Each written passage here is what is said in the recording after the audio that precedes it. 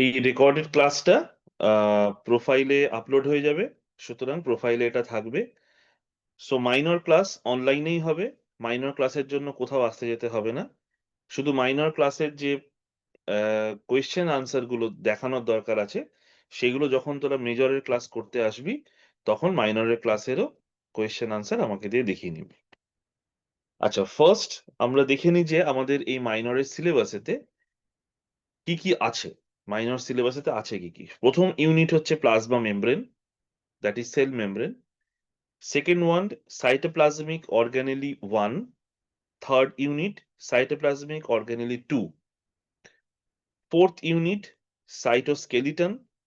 Fifth unit nucleus. Sixth unit cell cycle and cell division. Unit 7 হচ্ছে sell signalling. আর unit 8 হচ্ছে tools and techniques in sell biology. So there are 8 units in zoology minor for semester 1 কারোর কারোর ক্ষেত্রে, কারোর কারোর ক্ষেত্রে semester 3 of Calcutta University.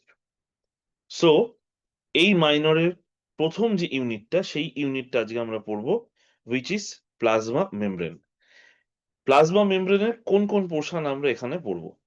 First আমরা পড়বো that is the structure of plasma membrane. এটা অলরেডি আমরা ছোটবেলায় পড়ে আসছি, সুতরাং আমাদের একটা বেসিক কনসেপ্ট প্লাজমা মেমব্রেনের আছে, সেটাই আমরা পড়বো। যেখানে lipid bilayer, phospholipid molecule, presence of the cholesterol, peripheral and integral membrane proteins, অর্থাৎ মেমব্রেন প্রোটিনস কত রকমের হয় তাদের নাম। There are different types of sugar molecule attached with the plasma membrane, either with the lipid, সেক্ষেত্রে আমরা বলছি গ্লাইকোলিপিডস, যদি হয় প্রোটিন তাহলে সেক্ষেত্রে আমরা বলবো glycoprotein. Basic concept of the glycocalyx, অর্থাৎ যেটা ব্যাকটেরিয়ার ক্ষেত্রে capsule, slime layer, S layer এগুলো, আর ইউক্যারিওটিক সেলের ক্ষেত্রে এটা কি বলা হয়, এক্সট্রা মেমব্রেনিয়াস রিজিয়ন বা peripheral region. Fluid mosaic model with special reference to lipid raft, mobility of membrane lipids like FRAP assay, mobility of membrane protein like Frey-Edin experiment, খুব বিখ্যাত experiment, cell junctions, transport through plasma membrane. So the whole unit of the plasma membrane is basically an overall idea of cellular surface area or the surface structure. সেলের একটা surface structure, অর্থাৎ যেটা কিনা cell membrane. Eukaryotic সেলের ক্ষেত্রে as we do not have wall, সুতরাং cell মেমব্রেনের বিভিন্ন ক্যারেক্টারিস্টিক্স আমরা পড়বো ফার্স্ট ইউনিটে। সো ফার্স্ট ইউনিট শুরু হয় কিভাবে না, ফার্স্ট ইউনিট শুরু হয় এইটা দিয়ে যে সেল মেমব্রেন। সেল মেমব্রেন কি না, cell membrane is basically a semi permeable membrane which is a boundary of the cell. একটা সেলের বাউন্ডারি হচ্ছে cell membrane. So cell membrane একটা সেলকে, বা মনে করতে পারিস একটা, যদি ধরে নে এই এই যে হোয়াইট রিজিয়নটা, this this region is the universe. আর আমি যদি এখানে একটা সেল আঁকি, তাহলে সেল মেমব্রেন কি, সেল মেমব্রেন বেসিক্যালি একটা পার্টিশন। যে পার্টিশনটা কি করলো, পার্টিশনটা পুরো ইউনিভার্স যদি এটা হয়, সেখান থেকে একটা সেলকে আলাদা করলো। তার মানে if this is an open system, এটা যদি একটা ওপেন সিস্টেম হয়, তাহলে এই ওপেন সিস্টেমের মধ্যে একটা ক্লোজ সিস্টেম বানানো হচ্ছে সেল মেমব্রেন।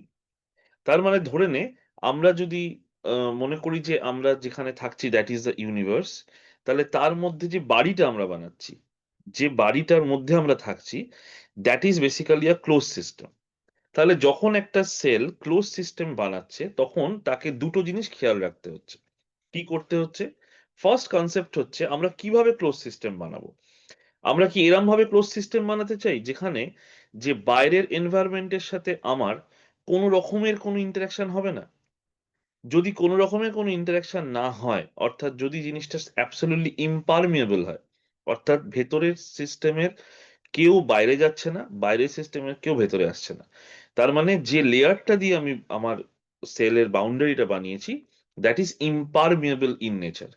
যদি সেরকম হয়, তাহলে সেক্ষেত্রে একটা সেলের এই ক্লোজ সিস্টেমে থাকাটা খুব ডিফিকাল্ট। কেন না, ইউনিভার্সের মধ্যে যে ধরনের চেঞ্জেস হবে, সেই ধরনের চেঞ্জেস তোমার মধ্যে কোনোভাবেই কোনো ইম্প্যাক্ট ফেলবে না। এটা যেমন একটা ডেফিনেটলি ঘটনা। আবার এটাও ঠিক যে যদি আমি ইউনিভার্সের সাথে কোনো রকমের কোনো ইন্টারাকশন না রাখি, যদি তাদের সাথে কোনো রকমের কোনো ইন্টারাকশন না থাকে, তাহলে তোমারও সার্ভাইভাল ডিফিকাল্ট হয়ে যাবে। কেন? তার কারণ তোমাকে বাঁচবার জন্য কিছু মেটেরিয়াল বাইরে থেকে আপটেক করতেই হবে, আবার কিছু মেটেরিয়ালকে তোমাকে সেল থেকে, মানে আমার বাড়ি থেকে বাইরে ফেলতে হবে।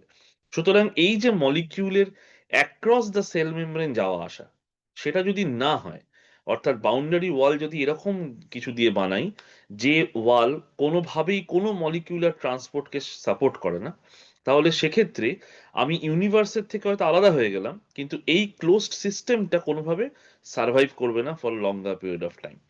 তাহলে সার্ভাইভ করবে কখন? সার্ভাইভ করবে যখন, অনেকে বলবে আপনি তাহলে ক্লোজ করছেন কেন, পোর্ট ওপেন করে দিন।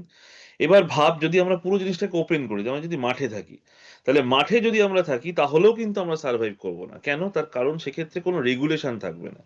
Any molecule can enter, any molecule can go outside, so there is no regulation. So এই জায়গা থেকে দাঁড়িয়ে প্রথম যে জিনিসটা সেল মেমব্রেন এস্টাবলিশ করলো, that is the semi permeability of the nature. তাহলে সেমি পারমিয়াবিলিটি কি না? Semi permeability is basically a property of the cell membrane by which cell membrane can decide which molecule can enter and which molecule cannot. So a cell can decide যে কোন মলিকিউলকে আমি uptake করব আর কোন মলিকিউলকে আমি uptake করব না, আমি reject করব। সো সেল মেমব্রেনের কনসেপ্ট ভালো করে বোঝার জন্য সবচেয়ে প্রথমে যেটা দরকার সেটা হচ্ছে যে প্লাজমা মেমব্রেনের বেসিক ফাংশনস গুলোকে বোঝা। What are the basic functions of plasma membrane? প্রথম ফাংশন যেটা আমরা এখানে পড়ছি, that is overview of membrane functions.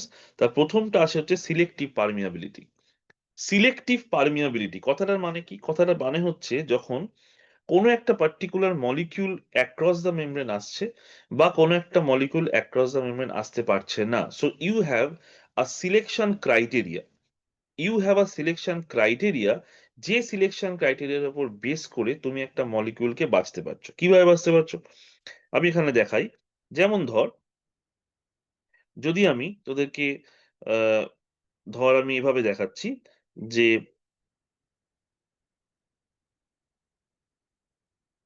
Suppose,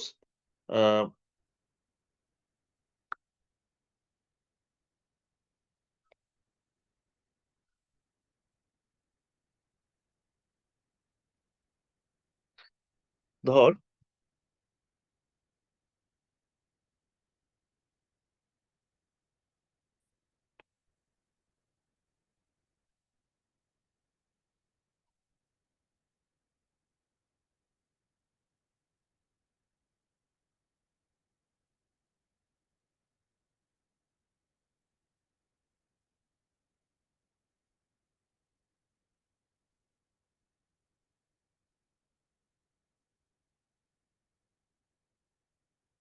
ধর আমি যদি এখানে এরকম ভাবে দেখাই যে একটা কোনো পার্টিকুলার মলিকিউল কি হতে পারে, what is the basic principal? The principal is, আমরা সবাই জানি sell membrane is basically made up of a molecule which contains these polar heads and non-polar tails। এইরকম ভাবে মলিকিউলটা থাকে। This is basically the lipid bilayer. তাহলে এই lipid যে বাইলেয়ারটা, এই দিকে থাকে হচ্ছে this is the polar heads, this is polar heads, and this one is the non polar tail, or এক্ষেত্রে আমরা বেড বলতে পারি। তাহলে কোন মলিকিউল, সেই মলিকিউল যদি আজকে এখান দিয়ে এন্ট্রি নিতে চায়, তাহলে তার ক্রাইটেরিয়া কি হবে? এক নম্বর ক্রাইটেরিয়া হতে হবে মলিকিউলার সাইজ, বা যেটাকে আমরা বলি এমডব্লিউ। মলিকুলার সাইজ বা মলিকুলার ওয়েট, সেটা কি হতে হবে? যদি কোনো মলিকিউল সাইজ যদি ছোট হয়, অর্থাৎ যদি স্মল মলিকিউল হয়, তাহলে বুঝতে পারছি সেই small molecule can enter rapidly, অনেক ফাস্ট ঢুকবে।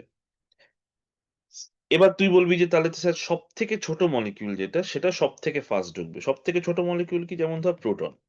প্রোটন হচ্ছে সবচেয়ে ছোট মলিকিউল। তাহলে প্রোটন কি এই ছোট মলিকিউল হওয়ার জন্য সে কি আমাদের সেল মেমব্রেন দিয়ে ঢুকতে পারবে? কি মনে হয়? প্রোটন সব থেকে স্মল মলিকিউল।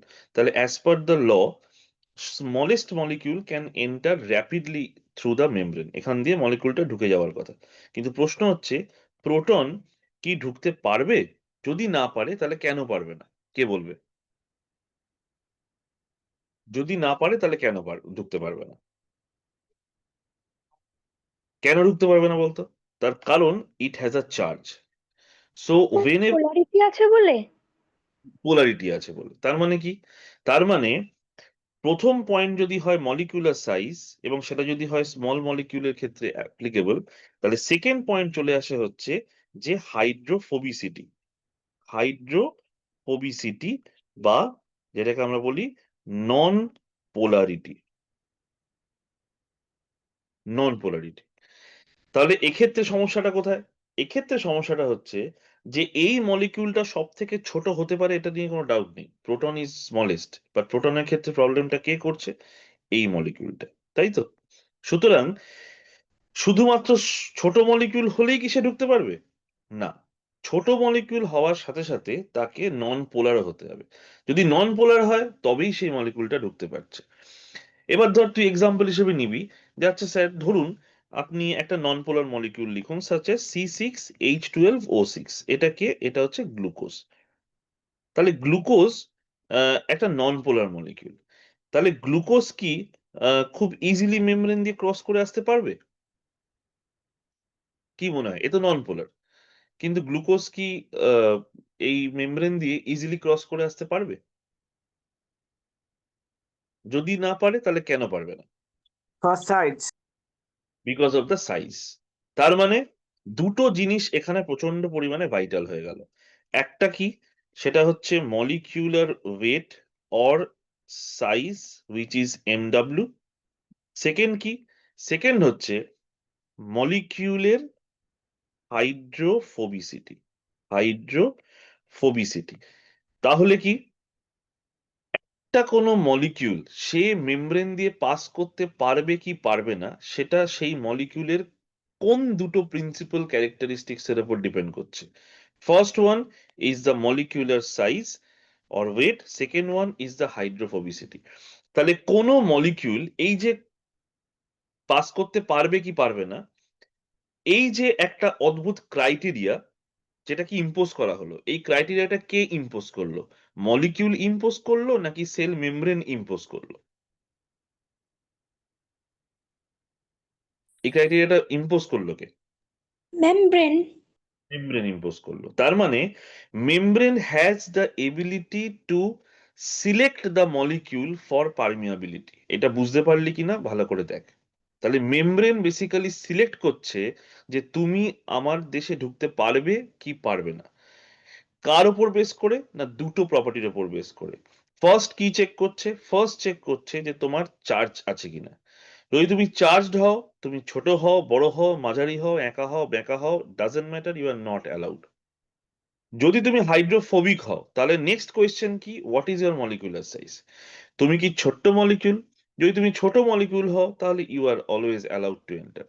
যদি তুমি হাইড্রোফোবিক হও কিন্তু তুমি বড় সাইজের হও, তাহলে হাইড্রোফোবিসিটির জন্য যে তুমি ঢুকতে পারবে সেরকমটা কিন্তু নয়। তাহলে সেক্ষেত্রে তাহলে বাদ চলে গেল কি কারণে? না, সেকেন্ড পয়েন্টের জন্য। তার মানে কি মনে হচ্ছে এই দুটো পয়েন্টের মধ্যে কোন পয়েন্টটা সব থেকে বেশি important? Sir second point. Second point. আচ্ছা, আর কেউ কিছু বলবে?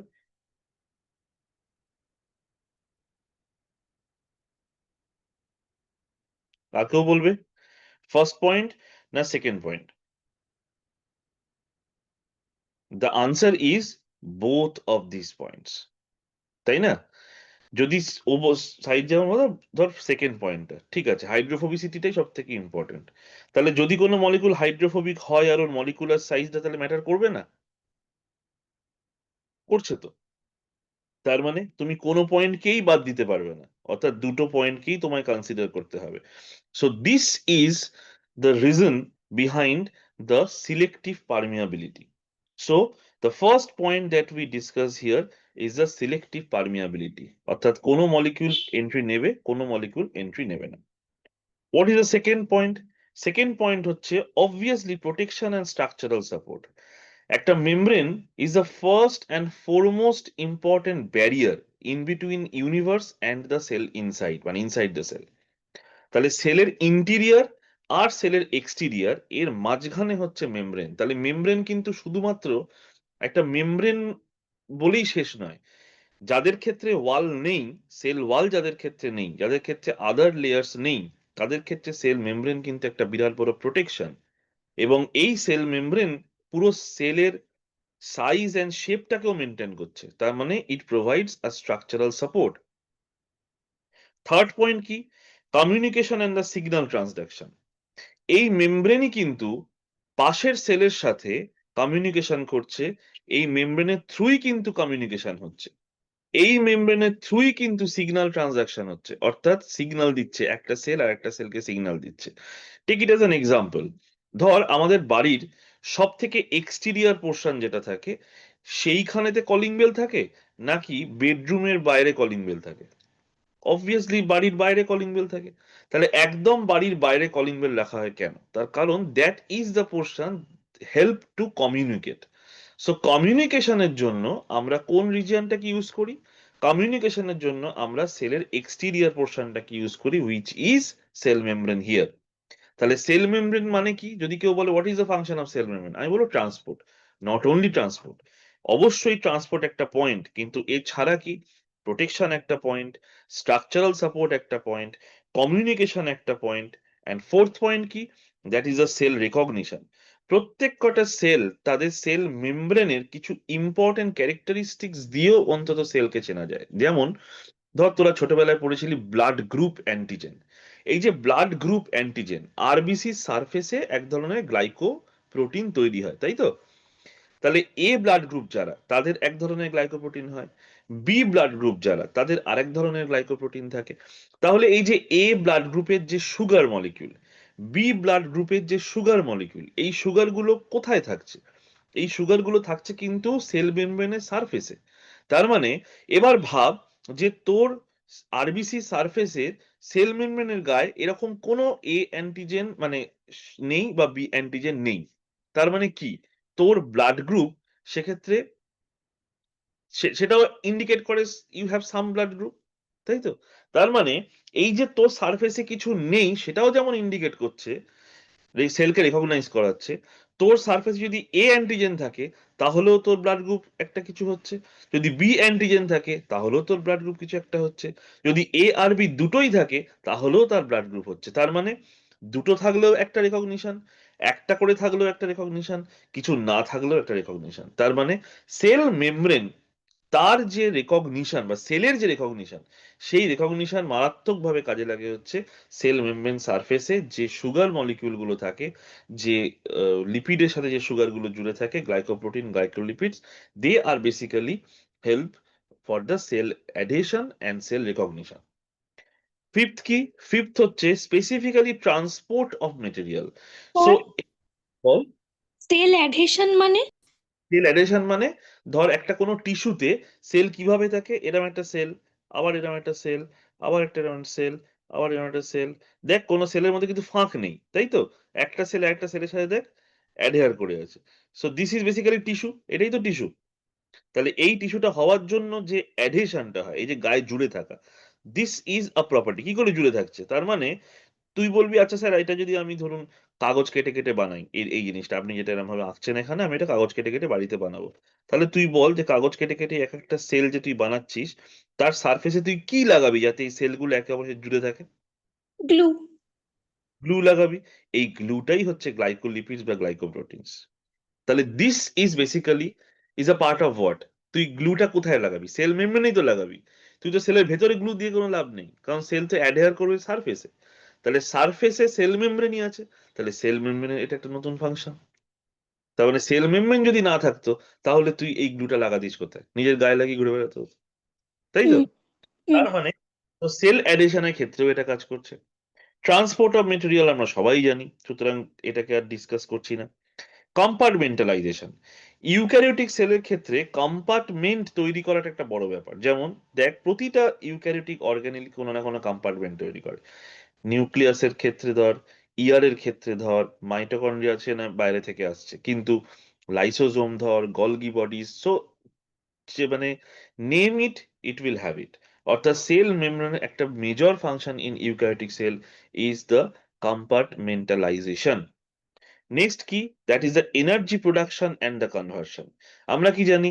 আমরা জানি যে ইউক্যারিওটিক সেলের ক্ষেত্রে মাইটোকন্ড্রিয়াতে এটিপি জেনারেট করে, কিন্তু মাইটোকন্ড্রিয়া এটিপি তৈরি করে, but from where mitochondria is getting the raw material, যেটাকে ব্রেকডাউন করে ও এটিপি জেনারেট করে, সেই র মেটেরিয়ালটা কার থ্রুতে সেলের ভেতরে ঢোকে, সেটা কিন্তু সেল মেমব্রেন। তার মানে ইউক্যারিওটিক সেলের ক্ষেত্রে সেল মেমব্রেন হয়তো সরাসরি এটিপি জেনারেট করে না, কিন্তু এটিপি জেনারেট করবার জন্য যে র মেটেরিয়াল দরকার হয় সেটা সাপ্লাই করে। In prokaryotic cell they don't have mitochondria. তাহলে মাইটোকন্ড্রিয়ার সমস্ত এটিপি জেনারেটিং মেটেরিয়াল গুলো, প্রোটিন গুলো, এগুলো সব ব্যাকটেরিয়া বা প্রোক্যারিওটসদের সেল মেমব্রেনেই পাওয়া যায়। So in case of prokaryotes, cell membrane is basically producing ATP. In case of eukaryotic cell, mitochondria is producing ATP, কিন্তু মাইটোকন্ড্রিয়ার এই এটিপি তৈরি করবার র মেটেরিয়ালটা প্রোভাইড করছে কে? সেটা করছে সেল মেমব্রেন। সুতরাং in prokaryotic cell, cell membrane energy produce করে, আর in eukaryotic cell, cell membrane এনার্জিকে ট্রান্সডিউস করে, তার মানে এনার্জি প্রোডাকশন হতে সুবিধে করে। 8 নম্বর টার্ম কি? 8 নম্বর টার্ম হচ্ছে হোমিওস্ট্যাসিস। হোমিওস্ট্যাসিস কথাটার মানে কি? মানে হচ্ছে যে সবসময় একটা ব্যালেন্স মেনটেন করা। অর্থাৎ ধর আমি এরকম ভাবে তো এক্সাম্পলটা দিয়ে বোঝাচ্ছি। সাপোজ ধর এখন আমাদের শীতকাল, জানলা দরজা সন্ধ্যেবেলা মোটামুটি 7টা থেকে বন্ধ হয়ে যায়। এবার ধর আমরা গরমকালে বসে আছি, তাহলে গরমকালেও যদি আমরা সন্ধ্যে 7টার সময় সব জানলা দরজা বন্ধ করে রাখি, তাহলে আমরা থাকতে পারবো না। তাহলে গরমকালে কি করছি? গরমকালে আমরা জানলা খুলে দিচ্ছি। কেন জানলা খুলে দিচ্ছি? যাতে বাইরে থেকে কিছুটা হাওয়া ভেতরে আসে, গরম ঘর সেটাকে ঠান্ডা করে। তার মানে what we are basically doing, we are basically allowing air to come inside, আর ভেতরের গরম হাওয়াটাকে বার করতে চাইছি। তার মানে হোমিওস্ট্যাসিস, অর্থাৎ একটা ব্যালেন্স তৈরি করছে। এবার ভেবে দেখ, এই ব্যালেন্সটাই সেল মেমব্রেনও তৈরি করছে। তার মানে একটা সেলের ভেতরকার যে বিভিন্ন ধরনের এনভায়রনমেন্ট, আয়নিক এনভায়রনমেন্ট হতে পারে, বিভিন্ন ধর টেম্পারেচার অবশ্যই একটা পার্ট, এই সমস্ত জিনিসগুলো বাইরের সাথে একটা, বাংলায় যেটাকে আমরা বলি সামঞ্জস্য, সেটাকে ইংলিশে বলা হয় হোমিওস্ট্যাসিস, অর্থাৎ ব্যালেন্স মেনটেন করা। এইটা একটা বিরাট কাজ হচ্ছে সেল মেমব্রেনের। সো এই যে কাজগুলো আমরা এখানে পড়ছি সেল মেমব্রেনের, এই ফাংশন গুলো প্রত্যেকটাই কিন্তু ইউনিক ফর সেল মেমব্রেন। শুধু সেল মেমব্রেনের ফাংশন মানেই যে ট্রান্সপোর্ট, তা কিন্তু নয়। বল, সেটা কি এটা বলছিলি? নাম্বার 6 যেটা কম্পার্টমেন্ট, কি যেন কম্পার্টমেন্ট যেটা লেখা আছে, ওই লেখা দুটো একটু মানেটা বুঝিয়ে দেবেন, মানে এই ডেফিনেশনটা। কথাটা মানে কম্পার্টমেন্ট মানে কি? যেমন ঘর, তুই একটা ধর বড় একটা হল ঘর বানালি, ঠিক আছে? এবার তুই গিয়ে বললি আমি এই হল ঘরের মধ্যে ওই কোণের দিকটা করে আমি শোবো, এই দিকটা করে আমার ঠাকুর ঘর হবে, ওদিকটা হবে আমার রান্নাঘর, ওই দিকটা হবে আমার বাথরুম, পুরোটাই কিন্তু ঘর, একটাই ঘর। তুই কি থাকতে পারবি? না। না। তাহলে তোকে কি করতে হবে? তোকে ভেতরে দেওয়াল তুলতে হবে। So what you are basically making, এবার তুমি একটা বেডরুম বানাচ্ছ, রান্নাঘর বানাচ্ছ, বাথরুম বানাচ্ছ, ঠাকুর ঘর বানাচ্ছ, ডাইনিং এরিয়া তৈরি করছো, ড্রয়িং রুম তৈরি করছো। তার মানে what you are basically doing, you are basically creating the compartments. So cell membrane কি করে? সেল মেমব্রেন বেসিক্যালি কম্পার্টমেন্টসটাই তৈরি করছে। বোঝা গেল? তাহলে ইউক্যারিওটিক সেলের ক্ষেত্রে এই যে নিউক্লিয়াস, আরইআর মানে endoreticulum, golgi bodies, lysosome, peroxisome, এগুলো কি? ভ্যাকুলস, এগুলো কি? This all are compartments. এই কম্পার্টমেন্টস গুলোর লেয়ার গুলো কি? সারফেসে কি থাকছে? ইয়ার কে কিরম দেখতে হয়? ইয়ার কে তো এরম দেখতে হয়। এই তো ইয়ার। তো এগুলো কি? মেমব্রেন। গলগি বডিজ কিরম দেখতে হয়? এইরকম ভাবে তো গলগি বডিজ হয়। তাহলে গলগি বডিজ এর এগুলো কি? What are they? মেমব্রেন। যদি আমি মাইটোকন্ড্রিয়াও ধরে নিই মাইটোকন্ড্রিয়া, তাহলে মাইটোকন্ড্রিয়ার ক্ষেত্রেও কি হয়? এরম এরম থাকে তো। এই তো মাইটোকন্ড্রিয়া। তাহলে এগুলো কি? মেমব্রেন। লাইসোজোমের এটা কি? মেমব্রেন। ভ্যাকুলস এর এটা কি? মেমব্রেন। তাহলে in each case all of these compartments are created by cell membrane. Clear? Yes. Okay. এইবার কি? এবার আসছে chemical composition of the membrane. একটা মেমব্রেন কি কি জিনিস দিয়ে তৈরি হয়? মেমব্রেন প্রিন্সিপালি তৈরি হয় দুটো মেজর জিনিস দিয়ে। One is called lipid, another is called protein. লিপিডের মধ্যে আবার দুটো ভাগ থাকে, একটাকে বলা হয় স্ট্রাকচারাল লিপিড, আর একটা এইগুলো যেমন স্ট্রাকচারাল লিপিড, আর একটা হচ্ছে ডিরাইভ লিপিড। ডিরাইভ লিপিড মানে কি, যেটা কোলেস্টেরল, মানে ধর তুই এরকম শুনবি না বা তোরা এরকম শুনবি না যে দাদা আমাকে একটুখানি 50 গ্রাম কোলেস্টেরল দিন তো, এটা শুনবি না। কি শুনবি, যে বাবা এত এগরোল খাস না, কোলেস্টেরল বেড়ে যাবে। তার মানে কি, কোলেস্টেরল কি বাজারে কিনতে পাওয়া যায় না? কোলেস্টেরল হচ্ছে ডিরাইভ লিপিড, আমার বডি কোলেস্টেরলকে তৈরি করে। যদি তুমি লিপিড বেশি খাও, তাহলে সেই ফ্যাটি খাবার থেকে তোমার শরীরের লিভার সেল সে কোলেস্টেরল সিনথেসিস করবে। তাহলে কোলেস্টেরল কি, কোলেস্টেরল হচ্ছে ডিরাইভ লিপিড। ফসফোলিপিড কি, গ্লাইকোলিপিডস কি, দে are basically the structural lipids. এটা দিয়েই ওই যে আমি এক্ষুনি তোদেরকে দেখালাম, যে এইখানে এই যে এগুলো তৈরি করলাম, দে আর বেসিক্যালি কোথায় গেল, এই যে এইখানে যেটা আমি দেখালাম তোদেরকে, they are basically structural region, this are the structural region. Cholesterol কি, কোলেস্টেরল বেসিক্যালি এই রিজিয়নের মধ্যেই থাকে। কোথায় থাকে না, এইরকম জায়গায় থাকে। This is the point of cholesterol. এই যে কালো কালো কালো করে দেখাচ্ছি, অলমোস্ট 1:1 রেশিওতে কোলেস্টেরল থাকে। এবার যত তুই কোলেস্টেরল বেশি বেশি তোর তৈরি হবে শরীরে, তত কোলেস্টেরল ঢুকতে শুরু করবে ওখানে। শুধুই কি লিপিড দিয়ে সেল মেমব্রেন তৈরি হয়? না, সেল মেমব্রেন কিন্তু শুধু লিপিড দিয়ে তৈরি হচ্ছে না। কি দিয়ে তৈরি হচ্ছে? একটা বিরাট অংশ প্রোটিন দিয়ে তৈরি হচ্ছে, যার মধ্যে মেনলি কি প্রোটিন থাকে? মেনলি থাকে হচ্ছে integral membrane protein and peripheral membrane protein. Integral membrane protein মানে কি, ধর কোন একটা পার্টিকুলার মেমব্রেন, যে মেমব্রেনটা এইরকম ভাবে আছে, this is basically a membrane structure that we see here, এরকম ভাবে আছে। তাহলে এইখানে এইরকম ভাবে যে প্রোটিনটা আছে, this protein is what? This protein is called integral membrane protein. এটা হচ্ছে ইন্টিগ্রাল প্রোটিন। পেরিফেরাল প্রোটিন কারা? যে প্রোটিনগুলো বাইরের দিকে থাকে, এরকম ভাবে থাকতে পারে, অথবা বাইরের দিকে থাকতে পারে এরকম ভাবে, একটা প্রোটিনের সাথে জুড়ে এরকম ভাবে থাকতে পারে। So this proteins moiety are basically called কি, এদেরকে বলা হয় পেরিফেরাল। পেরিফেরাল কথাটার মানে কি, পেরিফেরি মানে কি, পেরিফেরি মানে হচ্ছে বাউন্ডারিতে। So this is called the peripheral protein. আর এটা কি, this is called the integral. কেন এটাকে ইন্টিগ্রাল বলে? তার কারণ এটা ইন্টিগ্রেটেড হয়ে থাকে, ভেতরে ঢুকে থাকে, সেই জন্য এটাকে বলা হয় ইন্টিগ্রাল মেমব্রেন প্রোটিন।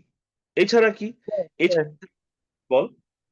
বলছি ওই প্রোটিন গুলো কি মানে ফ্লুইড মোজাইক মডেলের সঙ্গে কি সম্পর্কিত কি? অবশ্যই অবশ্যই, এটাই এই তো ultimately Singer Nicolson fluid mosaic মডেলে মোজাইক বলেছিল। These are mosaic. আর ফ্লুইডটা কি বলেছিল? Lipid is the fluid.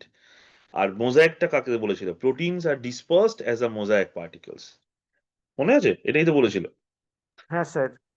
আচ্ছা, এইবার কি, এইবার হচ্ছে কি থাকতে পারে? Sugar. Sugar molecule in membrane.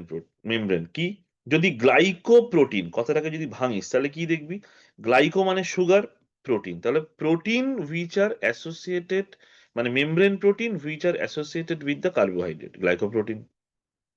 Glycolipid কি, গ্লাইকোলিপিডস হচ্ছে মেমব্রেন প্রোটিন, মানে মেমব্রেন লিপিড যারা, তারা অ্যাসোসিয়েটেড উইথ দ্য গ্লাইকোলিপিডস। যেমন ধর নর্মাল যে কার্বোহাইড্রেটস তারা।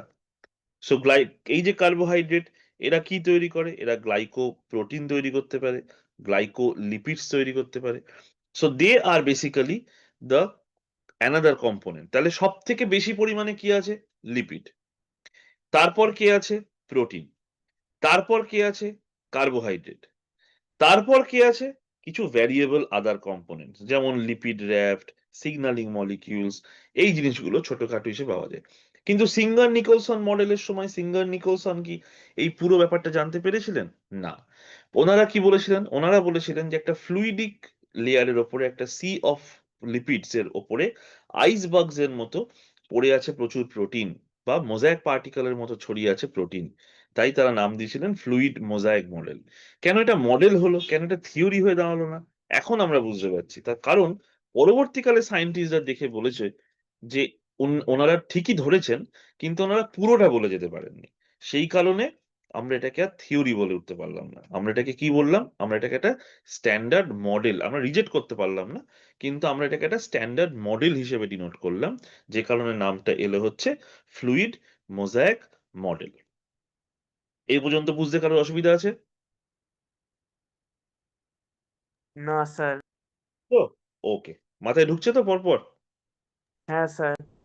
এইবার কি, এইবার হচ্ছে আমরা একটা করে কম্পোনেন্টে আসছি। প্রথমে আমরা কি দেখছি, যে মেমব্রেনের লিপিড। আমি আগেই বললাম এই যে মেমব্রেন লিপিড, যার এক্সাম্পল হচ্ছে ফসফোলিপিড। ফসফোলিপিড কথাটার মানে কি, দেখ কথাটা শুনেই বোঝা যাচ্ছে একটা কোথাও ফসফেট গ্রুপ আছে।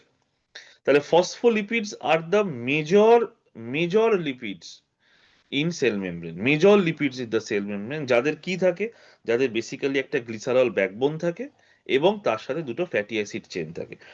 এই যে স্ট্রাকচারটা, এই স্ট্রাকচারটাকে ভালো করে লক্ষ্য কর। দেখ এই যে স্ট্রাকচারটা আমি এখানে দেখাচ্ছি, এই স্ট্রাকচারটা কিরকম দেখতে ছিল। এটা দেখতে ছিল এরকম: CH2OH, CHOH, CH2OH। ঠিক আছে?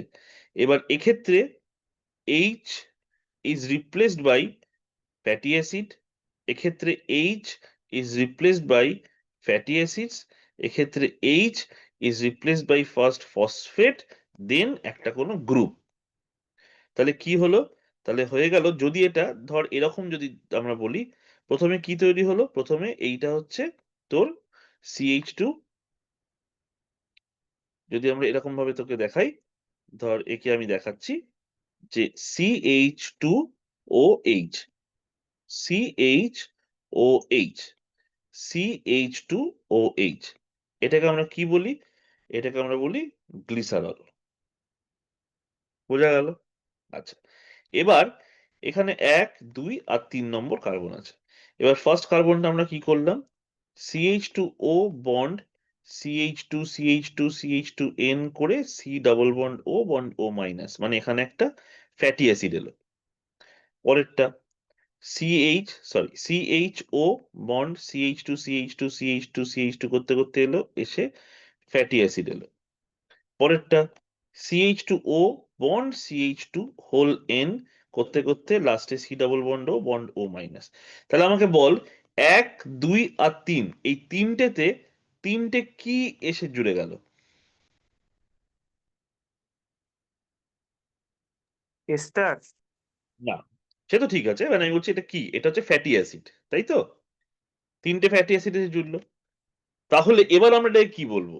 এবার এটাকে আমরা বলবো ট্রাই অ্যাসাইল গ্লিসারল বা ট্রাইগ্লিসারাইড ট্যাগ। এবার ধর তুই এই 3 নম্বর কার্বনে এইটাকে সরিয়ে দিলি, সরিয়ে দিয়ে বরং তুই এইটা ঢুকিয়ে দিলি একটা ফসফেট গ্রুপ। তাহলে কি হলো, কতগুলো এখানে ফ্যাটি অ্যাসিড রয়ে গেল? দুটো।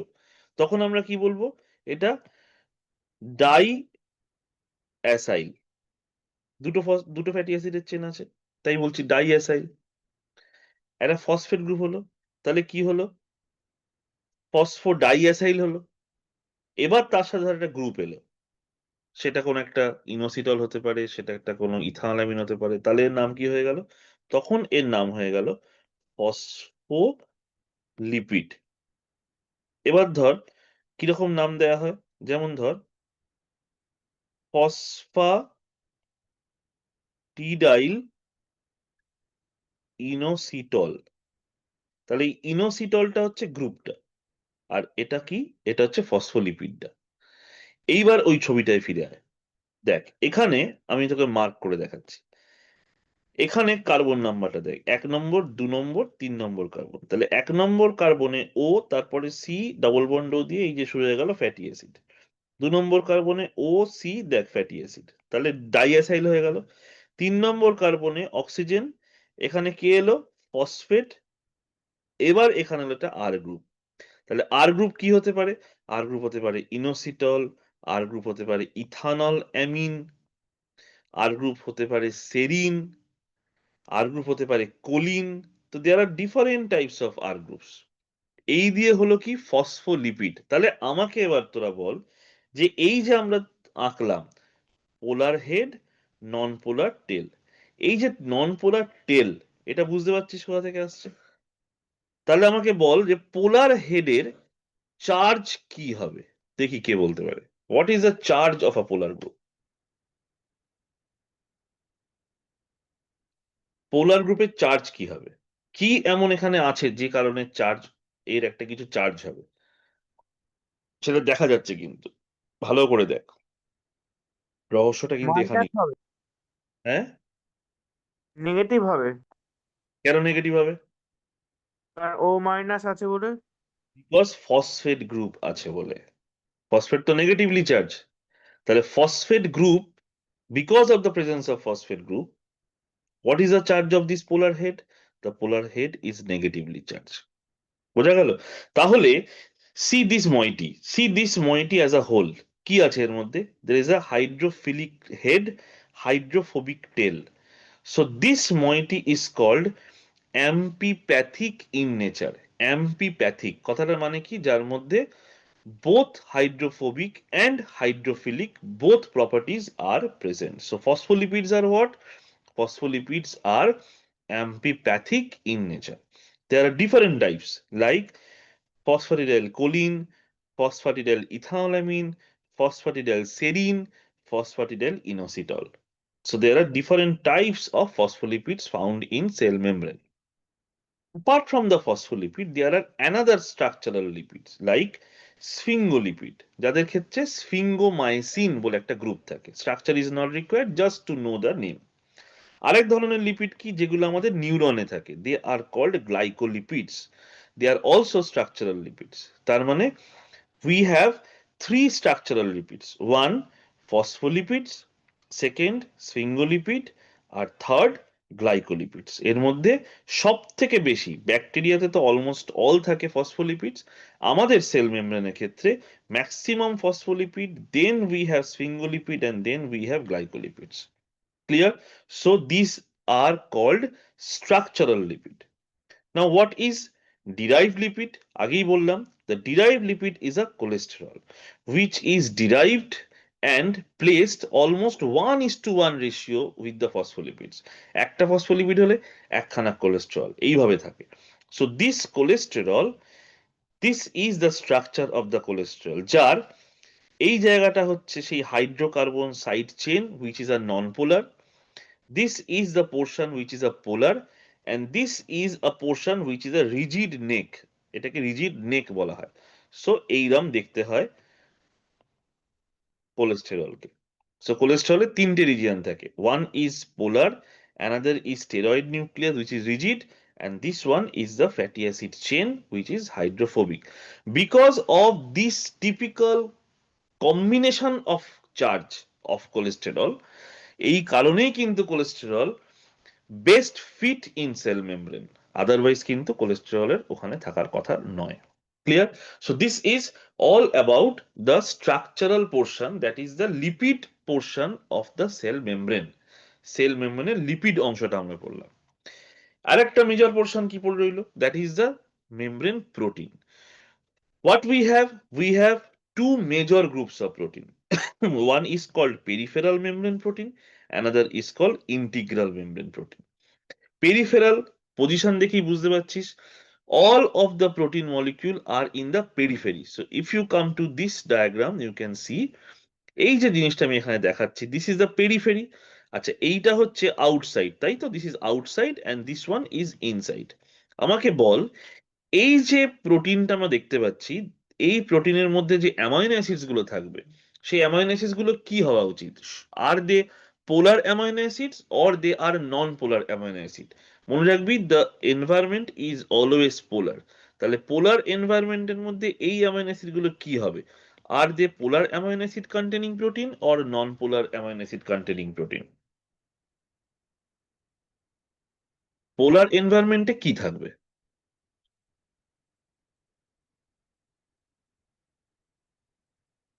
পোলার এনভায়রনমেন্টের মধ্যে কি থাকবে, কি থাকা উচিত? মানে সিম্পলি বল, মানে জল আর তেল এর মধ্যে পোলার কোনটা? অয়েল অ্যান্ড ওয়াটারের মধ্যে which one is the polar one? H2O। H2O। Water is the পোলার। তাহলে পোলার মলিকিউল চিনি, চিনি ইজ আ পোলার মলিকিউল। তাহলে চিনি জলে গুলবে না চিনি তেলে গুলবে? জলে গুলবে। পোলার মলিকিউল কোথায় গিয়ে মিশতে চায়? যে পোলার হয় নিজে, সে কোথায় গিয়ে মিশতে চায়? পোলার এনভায়রনমেন্টে না নন পোলার এনভায়রনমেন্টে? পোলার। পোলার এনভায়রনমেন্টে। আর যে নন পোলার হয় সে কোথায় মিশতে চায়? নন পোলার এনভায়রনমেন্টে।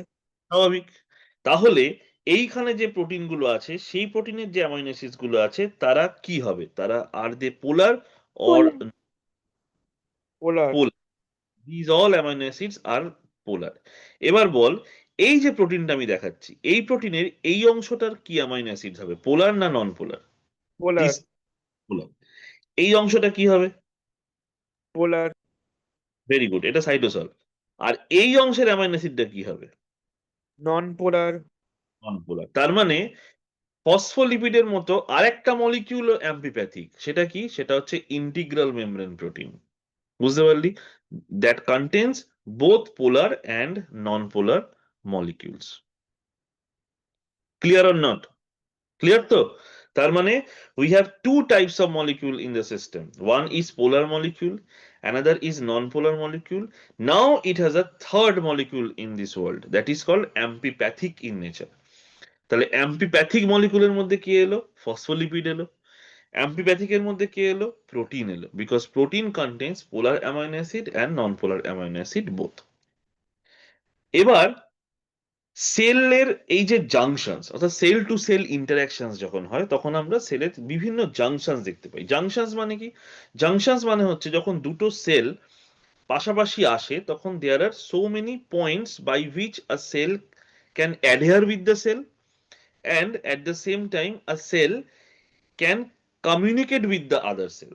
অর্থাৎ কিছু জায়গা থাকে that places required for the attachment and some places that needs communication. এইরকম we have different junctions, কি? যেমন adherent junctions. adherent junctions কি না? adherent junction যেখানে সেলরা নেবার সেলের সাথে adhere করে থাকে। adhere কথাটার মানে কি? লেগে থাকা, জুড়ে থাকা। that is called the adherence junction. ডেসমোজোম।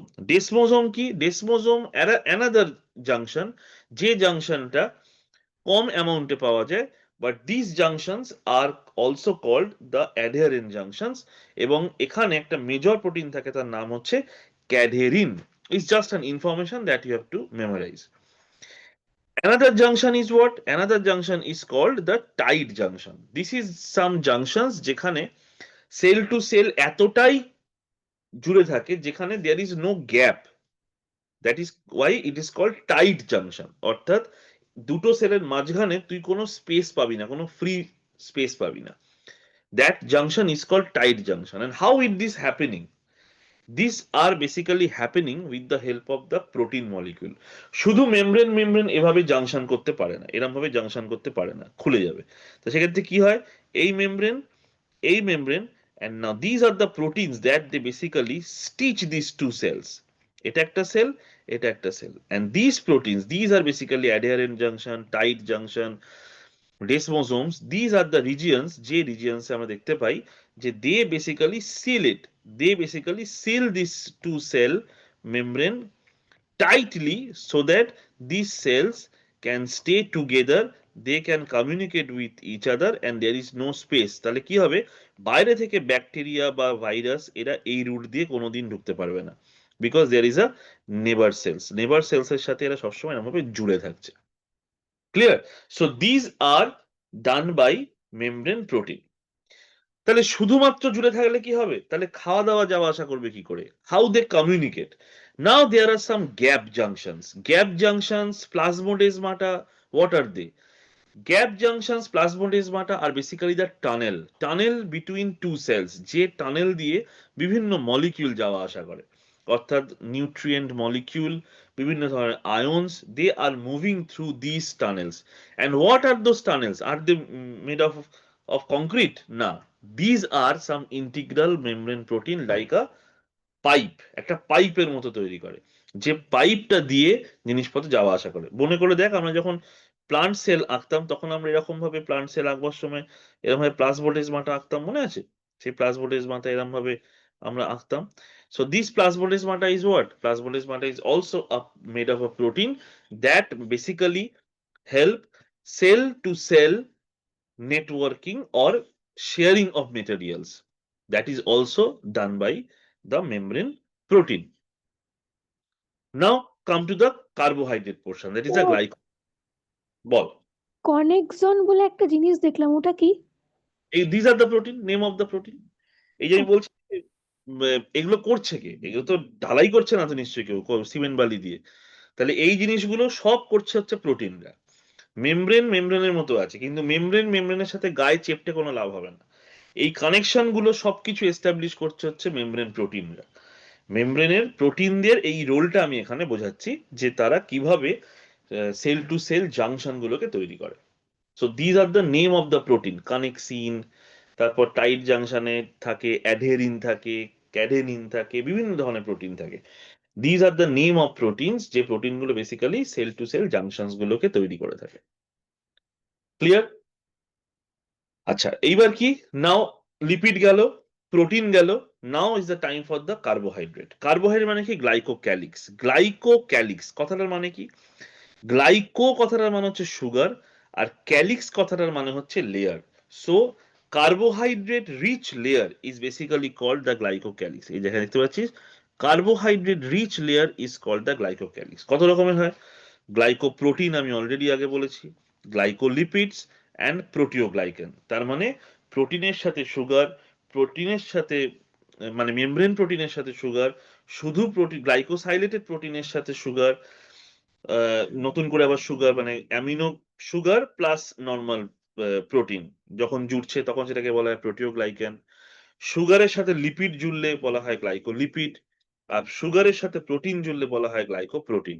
So these R different types of carbohydrate linked material found in the cell membrane, and they have lots of functions, যেগুলো সব তোদের জানাই ফাংশনস গুলো, just you have to read ইট।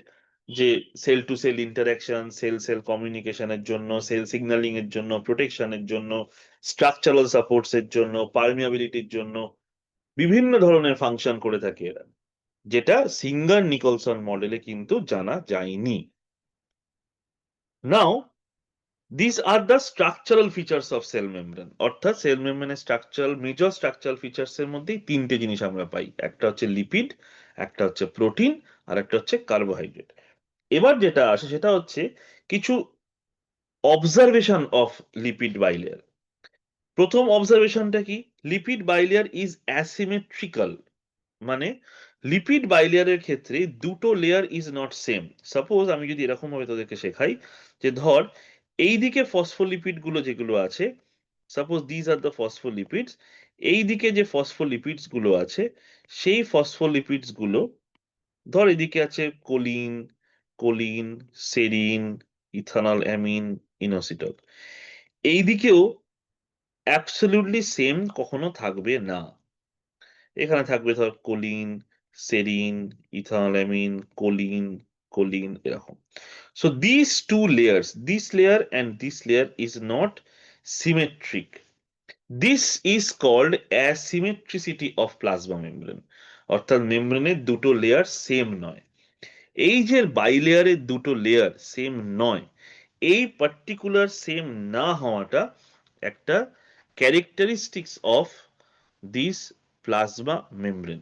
এবং এই যে lipid bilayer, সেটা যে সেম হয় না, দুটো লেয়ার যে সেম হয় না, সেইটা হওয়ার জন্য কিন্তু একটা বিরাট অ্যাডভান্টেজ আছে। কি অ্যাডভান্টেজ আছে?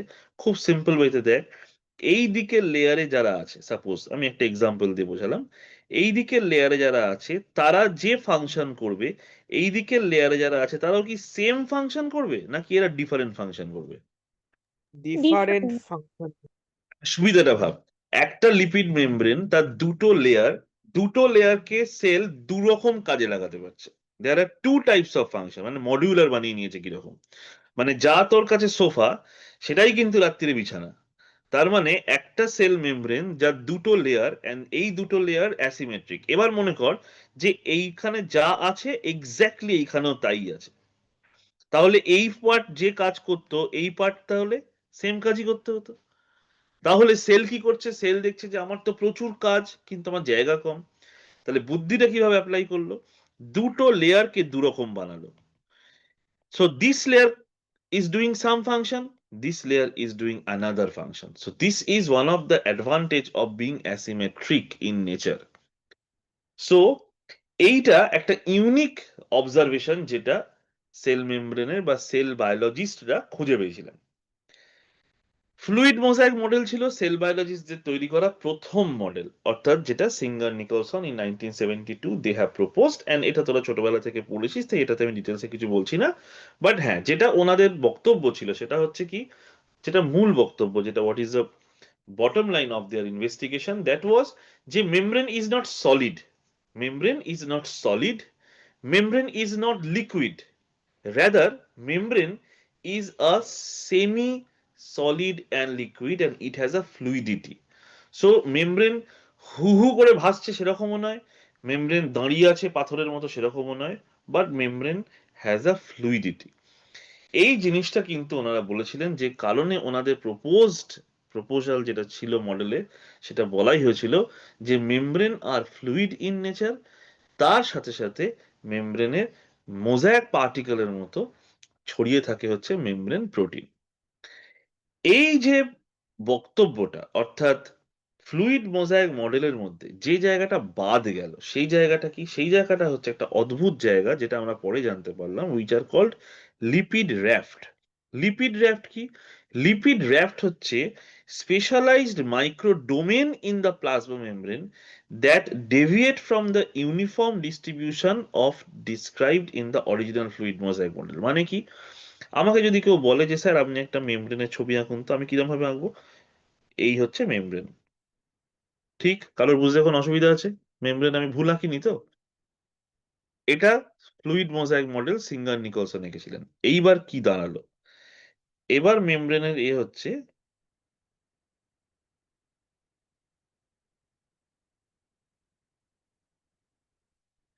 What is the difference between this two figure? এইখানে আমরা কিছু হাম্প দেখতে পাচ্ছি, কিছু হাম্প দেখতে পাচ্ছি। হাম্প দেখতে পাচ্ছি মানে কি? মানে হচ্ছে দেয়ার আর সাম স্পেসেস, এই যে রিজিয়ন গুলো, this regions are over saturated with the fatty acids, they are over saturated with the fatty acids. তো স্বাভাবিকভাবেই সেল বায়োলজিস্টরা খুব ইন্টারেস্টেড হয়ে পড়লো যে কেন এরম এরম কেন, why it is not like this, একটা ইউনিফর্মিটি থাকছে না কেন?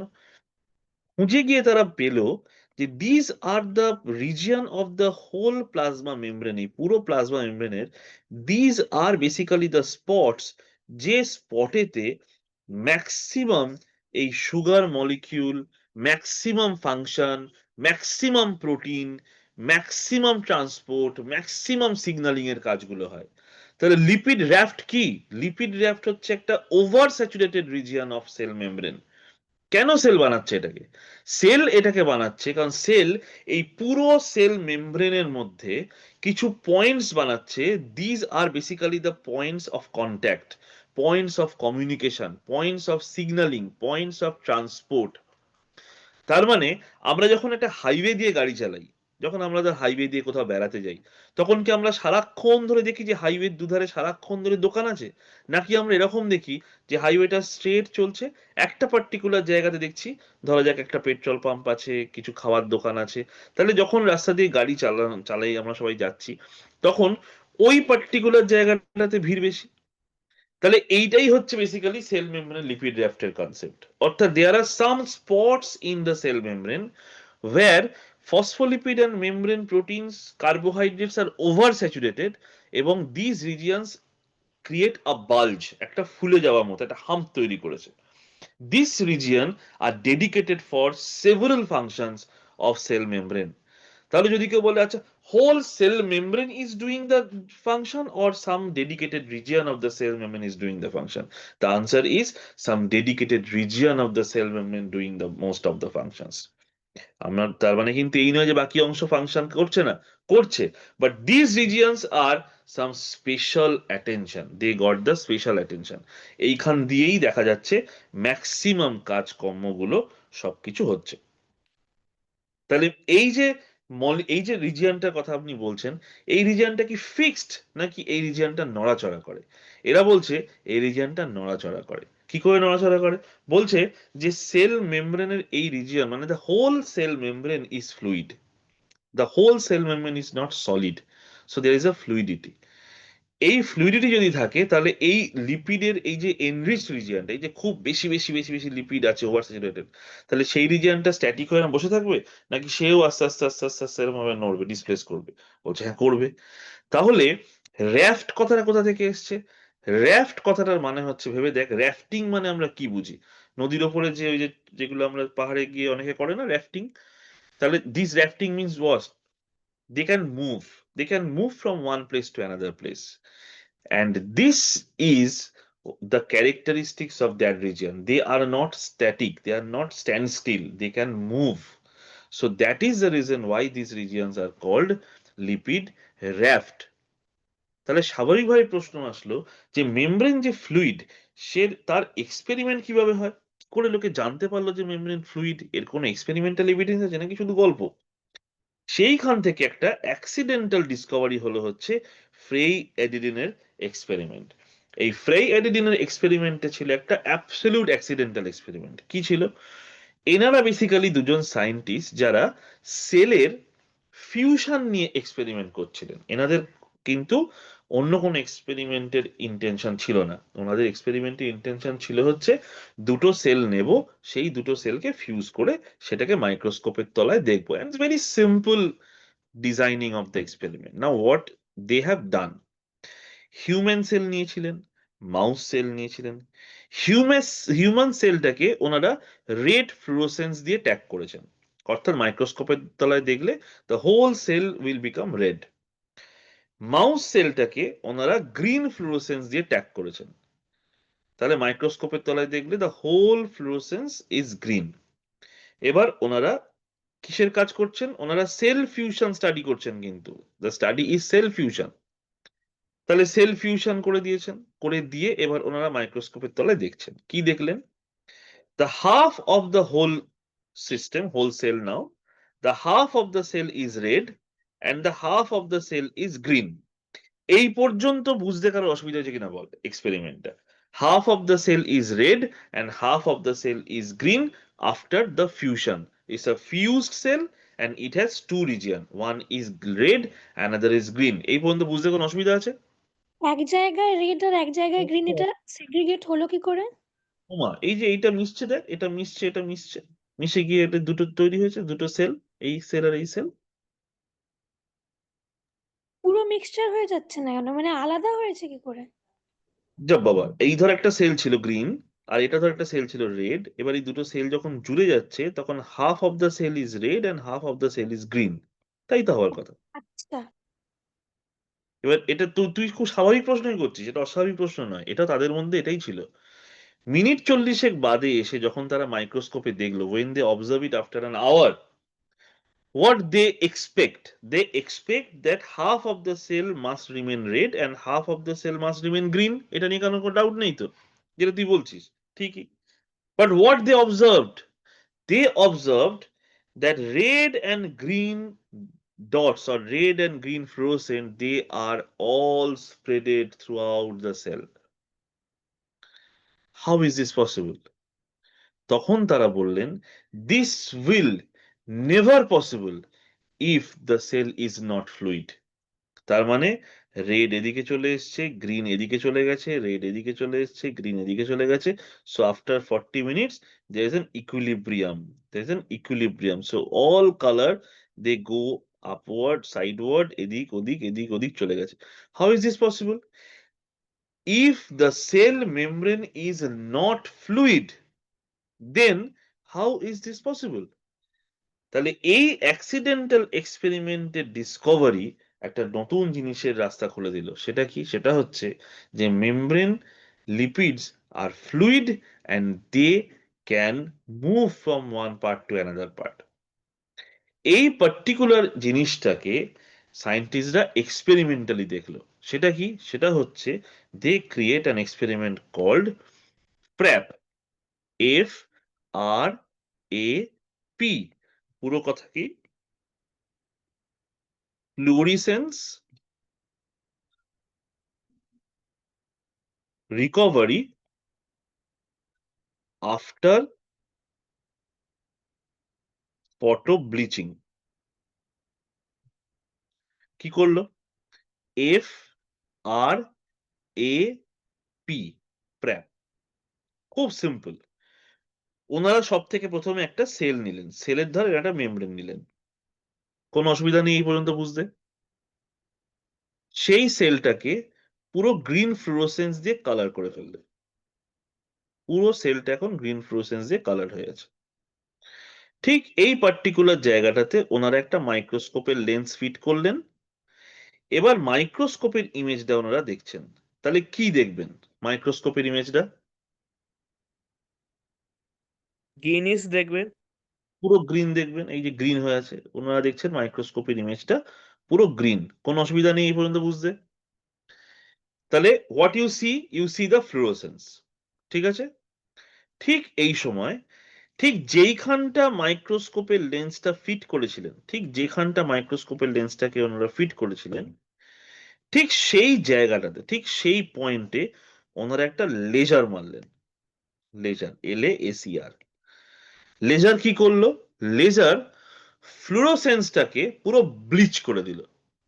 ব্লিচ মানে কি? পুরো ফ্লুরোসেন্সটা গায়েব হয়ে গেল। তাহলে আফটার লেজার, লেজার ট্রিটমেন্টের পর মাইক্রোস্কোপের ভিউটা কিরম হয়ে গেল? সাদা, তাই তো? তার মানে এই পার্টিকুলার জায়গাটা, এই পার্টিকুলার জায়গাটা এখন কি হয়ে গেল? হোয়াইট। কোনো অসুবিধা আছে বুঝতে? স্যার বলছে লেজার দিলে কেন এরকম হয়? এটা লেজারের প্রপার্টি, ওটা একটু ফিজিক্সে ঢুকতে হবে, ওটা ঢুকছি না আমি। লেজার দিলে যে কোনো ফ্লুরোসেন্স ব্লিচ হয়ে যাবে, সাদা হয়ে যাবে, ফ্লুরোসেন্স প্রপার্টিটা নষ্ট হয়ে যায়। তাহলে আপাতত এটা সাদা হয়ে গেল। তাহলে মাইক্রোস্কোপের ফিল্ডটা নিয়ে কোনো সমস্যা হলো? দেখো মাইক্রোস্কোপের ফিল্ড এখন কি হয়ে গেছে? পুরো হোয়াইট, তাই তো? এবার কিছুক্ষণ বাদে ওনারা কি, ওনারা দেখছেন যে slowly green colours are coming. অর্থাৎ এই ছিল তোর গ্রাফ, এই হচ্ছে তোর amount of the fluorescence, amount of fluorescence, এই হচ্ছে তোর ফ্লুরোসেন্স ছিল।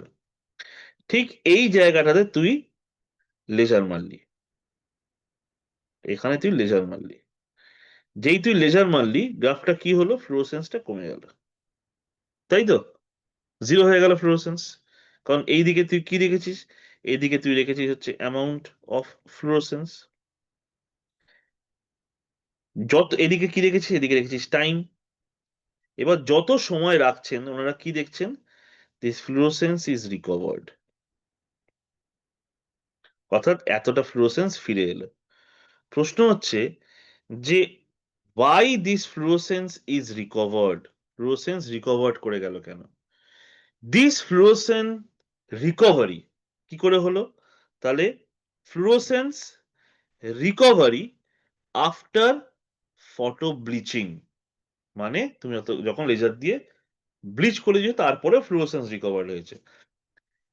আমাকে একটা কথা বল, আনমিউট হয়ে তোরা, যদি ফ্লুইড না হতো, যদি মেমব্রেনের মধ্যে কোনো ফ্লুইডিটি না থাকতো, তাহলে ফ্লুরোসেন্সের রিকভারি হতো কি হতো না?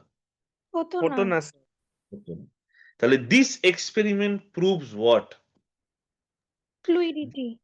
Right. This experiment proves that membrane is fluid. তার মানে সিঙ্গার নিকলসন যেটা উইদাউট এক্সপেরিমেন্ট বলে গেছেন, মডেল এস্টাবলিশ করে গেছেন যে মেমব্রেন লিপিডস আর ফ্লুইড, সেটা এক্সপেরিমেন্টালি এনারা করে দেখালেন যে ফ্লুরোসেন্স দিয়ে, যে ফ্র্যাপ এক্সপেরিমেন্টের মাধ্যমে যে ফ্লুরোসেন্স রিকভার্ড হয়ে যাচ্ছে, that is after photo bleaching, influenced by this Frye অ্যাডিডিনের বিখ্যাত ফিউশন এক্সপেরিমেন্ট। বোঝা গেল? Now come to the final portion of this cell membrane unit. সেটা কি? That is a transport. এটা আমাদের একদম ছোটবেলাকার জিনিস। সেটা কি?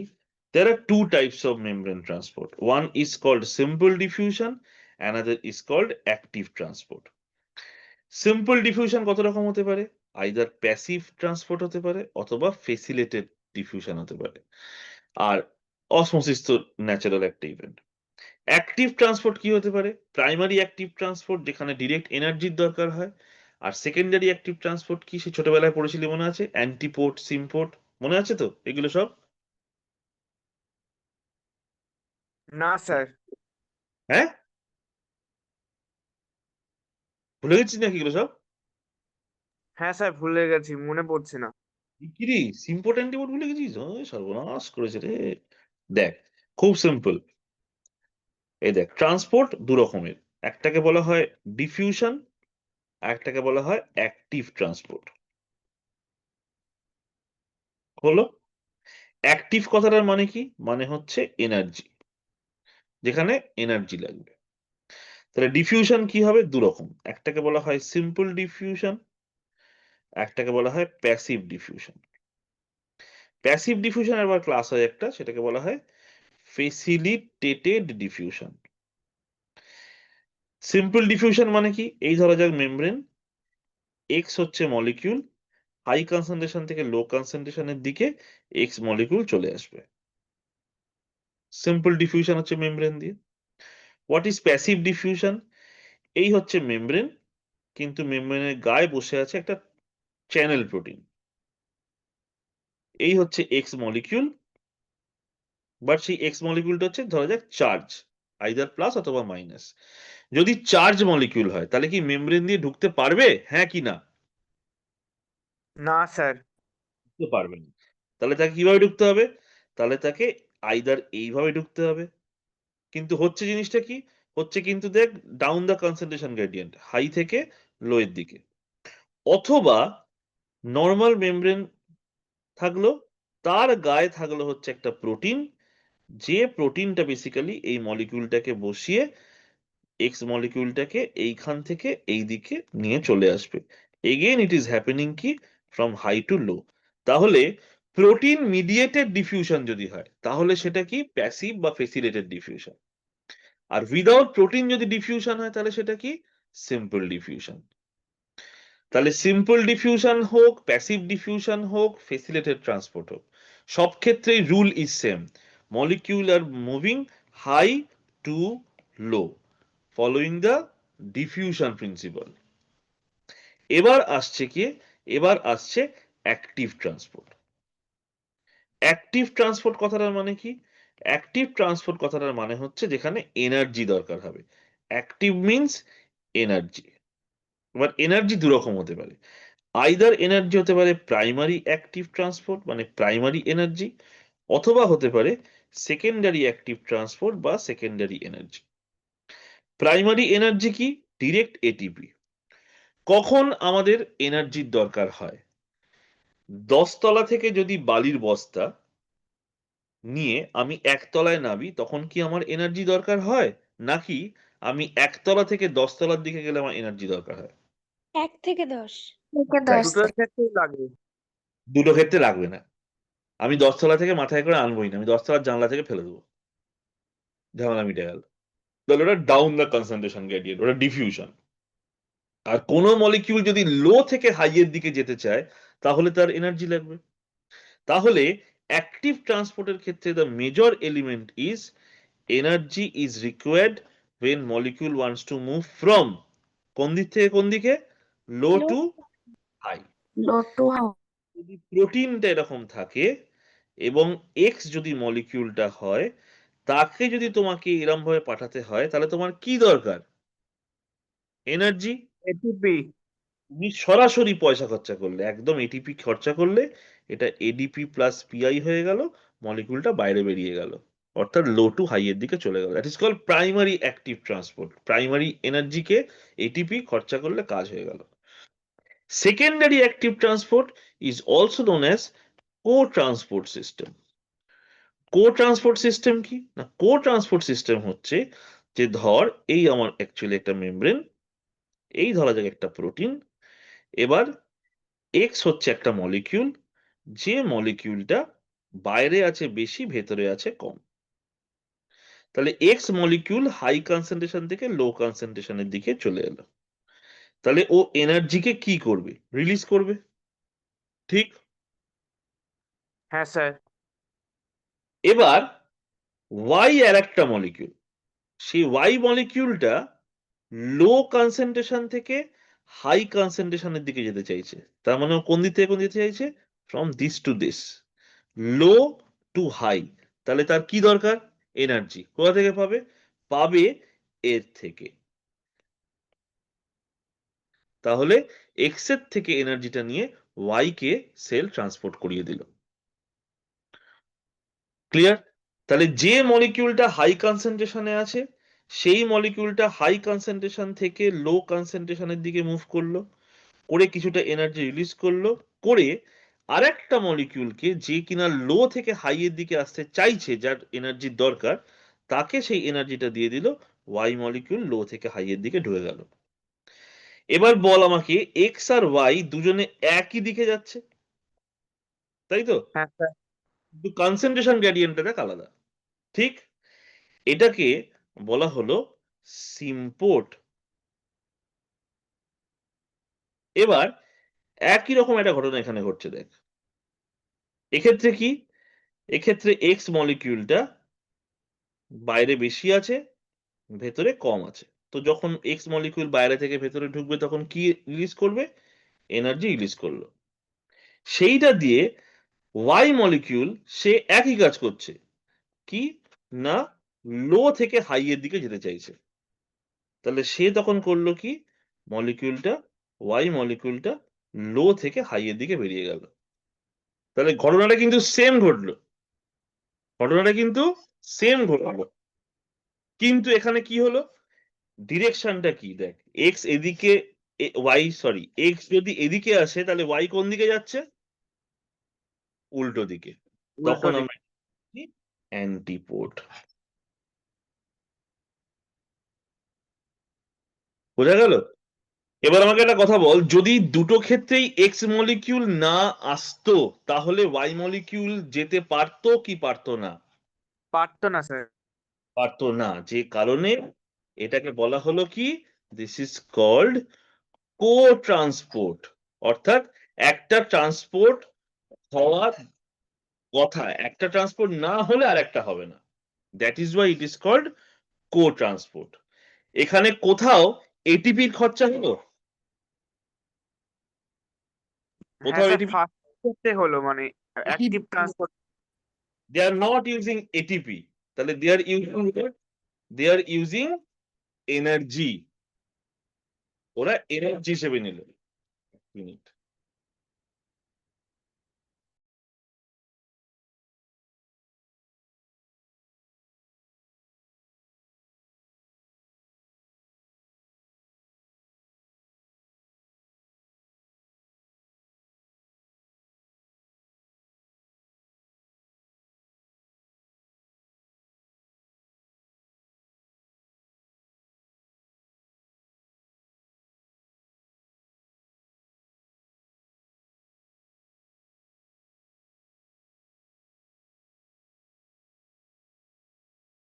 হলো?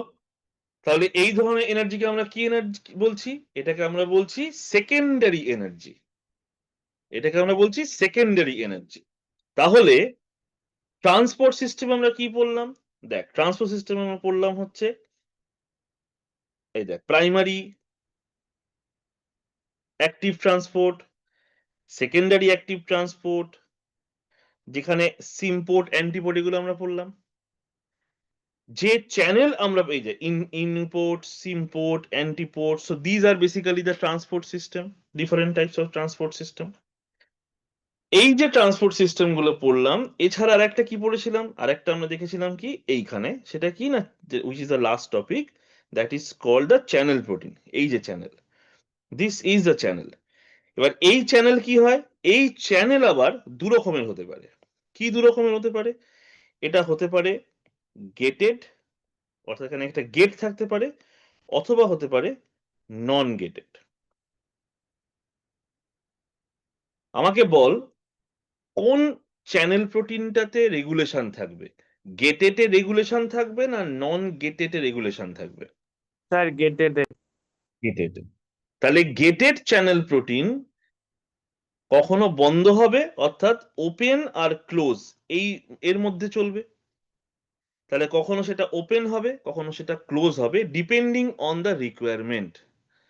তাহলে অ্যাজ আ হোল এই পুরো ট্রান্সপোর্ট সিস্টেমের ক্ষেত্রে শুধুই কি মেমব্রেন লিপিড কাজ করছে নাকি মেমব্রেন লিপিডের সাথে সাথে মেমব্রেন প্রোটিনও একই রকম ভাবে হেল্পফুল হয়ে যাচ্ছে?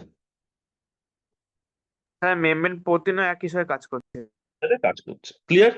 So this is basically your unit 1 syllabus. তাহলে কি ধরনের প্রশ্ন দেয়? ধর, describe the salient features of fluid mosaic model of plasma membrane. Clear? Explain various transport mechanism across membrane. মানে কি? Diffusion, active transport. ডিফিউশন কিরকম? Simple diffusion, passive diffusion, facilitated diffusion. Active ট্রান্সপোর্টের মধ্যে তাহলে কি কি এলো? যারা আনমিউট করে বলতে পারবি বল। Primary active transport, secondary. Primary, secondary আর সিম্পল আর হচ্ছে ক্লিয়ার? তাহলে এগুলো ডায়াগ্রাম দিয়ে দেখালি। 3 নম্বর কি? Membrane proteins can move laterally within plasma membrane, experimentally justify the statement. মেমব্রেনের মধ্যে থাকা প্রোটিন তারা নড়াচড়া করে কি করে না? প্রেই আর এডিনের এক্সপেরিমেন্ট কি ছিল? করে। সুতরাং that experiment prove that membrane proteins or membrane fluid is movable, অর্থাৎ membrane lipid is a fluidic state. Explain FRAP assay. Sir বলো। এক্সপেরিমেন্টালি কিভাবে এটা লিখতে হবে? মানে ড্রয়িং লিখতে হবে? মাউস সেল আর হিউম্যান সেলের এটা দেখিয়ে দিবি, হয়ে গেল। হ্যাঁ, আমি শুনতে পেলাম না, আরেকবার। মাউস সেল আর হিউম্যান সেলের এক্সপেরিমেন্টটা দেখিয়ে দিবি, আচ্ছা আচ্ছা। তাহলেই তো হয়ে গেল। এক্সপ্লেন ফ্র্যাপ অ্যাসে, পারবি? হ্যাঁ স্যার। আচ্ছা, write down the importance of the glycocalyx. গ্লাইকোক্যালিক্সের ফাংশন বলতে হবে। Classify phospholipids. ফসফোলিপিডস এর ক্লাসিফিকেশন মানে কি? Phosphatidyl choline, phosphatidyl serine, inositol, ethanolamine, এরা এবং এদের এক লাইন করে ওই কাজ। টাইপস গুলো। গুলো right. What is lipid raft? Simple question. Right হ্যাঁ ডাউন স্যার। দ্য, বলো। আচ্ছা, মানে রাইট আমি ডাউন হ্যাঁ স্যার বলছি। In membrane fluidity. তাহলে কোলেস্টেরল মেমব্রেনের মধ্যে ঢুকে যাচ্ছে, তাই তো? ফসফোলিপিডের মধ্যে ঢুকে যাচ্ছে। তাহলে কোলেস্টেরল থাকবার জন্য মেমব্রেন খুব বেশি ফ্লুইড হতে পারছে না, আবার খুব সলিড হতে পারছে না। তাহলে কোলেস্টেরল কি করছে? কোলেস্টেরল মেমব্রেনের ফ্লুইডিটিকে মেনটেন করছে একটা পার্টিকুলার রেটেতে, মেমব্রেনের ফ্লুইডিটিকে মেনটেন করে যাচ্ছে। State the composition and function of glycocalyx. Glycocalyx কত রকমের হয়? গ্লাইকোপ্রোটিন হতে পারে, গ্লাইকোলিপিড হতে পারে, আর প্রোটিওগ্লাইক্যান হতে পারে। So they are the types of glycolipids. Describe the classes of ion channels. কত রকম হতে পারে শিখলাম? Gated, non gated. State the function of the plasma membrane. তাহলে এই যে 11খানা কোয়েশ্চেন এখানে স্টাডি কোয়েশ্চেন দেওয়া আছে, these are mostly the university questions. তাহলে যেটা আমরা ইউনিট 1-এ পড়লাম, যেটা আমরা এখনো পর্যন্ত বুঝলাম, এবং এই যে 11খানা কোয়েশ্চেন আমি এখানে দেখালাম, এই 11টা কোয়েশ্চেন না পারার কিছু আছে কি? না স্যার। কিছু নেই। Very good. তাহলে এই 11খানা কোয়েশ্চেন নিজেরা বাড়িতে খাতায় লিখে ফেলবে। লিখে ফেলে এই খাতাটা আমাকে নেক্সট বা তার পরের ক্লাসে, নেক্সট টু নেক্সট বুধবারের মধ্যে আর কি লিখে ফেলবি। লিখে ফেলে আমাকে টাইম টু টাইম কারেকশন করিয়ে নিবি। So your unit 1 is finished. These are the 11 questions. This is your homework. You have to write it down with the help of the module. মডিউলের সাহায্য নিয়ে এই 11টা কোয়েশ্চেনের আনসার লিখে ফেলবে। ক্লিয়ার? এইভাবে আমরা একটা করে ইউনিট পড়বো এবং কোয়েশ্চেন্স গুলোকে সলভ করে দেবো। তাহলে আমরা আমাদের জুলজি মাইনর রেডি হয়ে যাবে। স্যার আমাদের কি অনলাইন ক্লাসেসই হবে? এটার অনলাইন ক্লাসেসই হবে, ঠিক এটা আছে। ফিজিক্যালি আসার দরকার নেই। ওকে। স্যার বলছে আমার ফুড ফার্মেন্টেশনতে একটা কোশ্চেন ছিল, বলবো কি? আসলে ডাক্তার তো অন্য অন্য ডাক্তারকে জিজ্ঞেস করে নেবে। কেন, আপনি তো। না, ওটা অনিরুদ্ধ স্যার, আমি অনির্বাণ স্যার, ক্যাবলারাম চন্ডী। আচ্ছা। ঠিক আছে, ওকে। তাহলে রেকর্ডিং এখানে স্টপ করলাম।